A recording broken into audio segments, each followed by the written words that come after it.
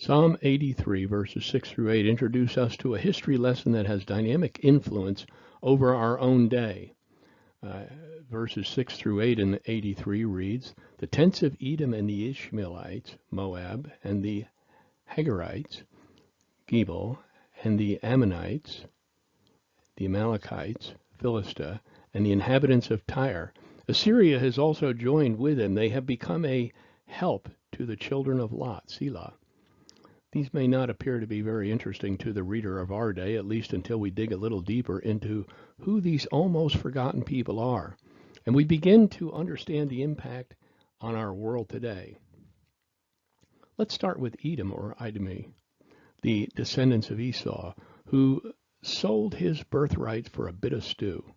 Their land lay south of Palestine, and the Ishmaelites, the descendants of Ishmael, they dwelt in the Arabian desert. Moab and the Hagarites were situated on the southeast of Palestine.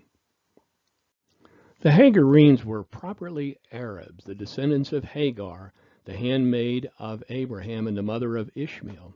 We read about this assemblage in Genesis 25:12 and verses 16 and 18. This is the account of the family of Ishmael, the son of Abraham through Hagar, Sarah's Egyptian servant. These 12 sons of Ishmael became the founders of 12 tribes named after them, listed according to the places they settled and camped. Ishmael lived for 137 years. Then he breathed his last and joined his ancestors in death. Ishmael's descendants occupied the region from Havilah to Shur, which is east of Egypt in the direction of Ashur. There they lived in open hostility toward all their relatives. The people of Gebal, here referred to, were probably the same as the Gabalenes, the mountainous tract inhabited by the tribe of Edomites. The word Ammon means son of my people. Ammon was the son of Lot by his youngest daughter. We read about this sordid tidbit in Genesis 19:36 through 38. As a result, both of Lot's daughters became pregnant by their own father. When the older daughter gave birth to a son, she named him Moab. He became the ancestor of the nation known as the Moabites. When the younger daughter gave birth to a son, she named him Ben-Ammi. He became the ancestor of the nation known as the Ammonites. The Ammonites descended from him, dwelt beyond the Jordan in a tract of the country between the streams of Jabbok and Arnon. The Amalekites were a very ancient people, listed in the traditions of the Arabians. They are reckoned among the aboriginal inhabitants of that country. The Philistines, often mentioned in the scriptures, were the ancient inhabitants of Palestine, whence the name Philistia or Palestine. They were constant enemies of the Hebrews, and it was natural that they should engage in such an alliance as this. Ashur is also joined with them. It was then a rising power, better known in scripture as Assyria, anxious for growth. Early on, it distinguished itself for its evil propensity. Why Tyre should unite in this confederacy is not known. However, they were known mercenaries who cared little about whose bidding they drew the sword, so long as they carved out something for their own advantage. Therefore, the purpose of the confederacy seems to combine as many nations as possible against the Hebrew people, and as far as could be done, all those nations that were adjacent to it, so that it might be surrounded by enemies, ensuring that its destruction might be certain. It was probably not difficult to find some pretext for inducing any of the kings of the surrounding nations to unite in such an unholy confederacy.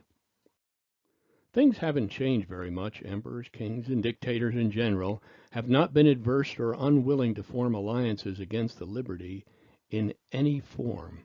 The enumeration of those who had joined in the alliance shows that all nations adjacent to Palestine on every side had entered into the agreement, so that the land was completely encompassed or hemmed in by enemies, quite similar to Israel of today.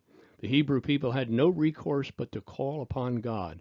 Thus it often occurs that the people of God are so surrounded by enemies or are so hemmed in by troubles and trials that they have no other resource than this. They are shut up to the necessity of prayer. Often God so orders or permits things to occur as to cut off his people from every other source of dependence, leaving them to feel and understand there is no help for them but through him. What a motley group they were. There is a popular colloquialism used today that is most apropos. It says, "The enemy of my enemy is my friend." A consortium against Israel has always been attractive and gathers whole nations within its bounds. Just as the pride-filled Herod and Pilate were intense competitors for leadership positions, as enemies of their enemy, they became friends. What profaned alliances will the USA have to make to destroy ISIS? At the present time, Israel is surrounded by Arab nations who are apparently joined together not so much as Arabs, but as Muslims. They are all opposed to the nation of Israel. It looks as though the nations mentioned in these verses will come back into existence, at least in attitude, during the last days. We'll break here for the remainder of this psalm is an imprecatory prayer asking for God's judgment.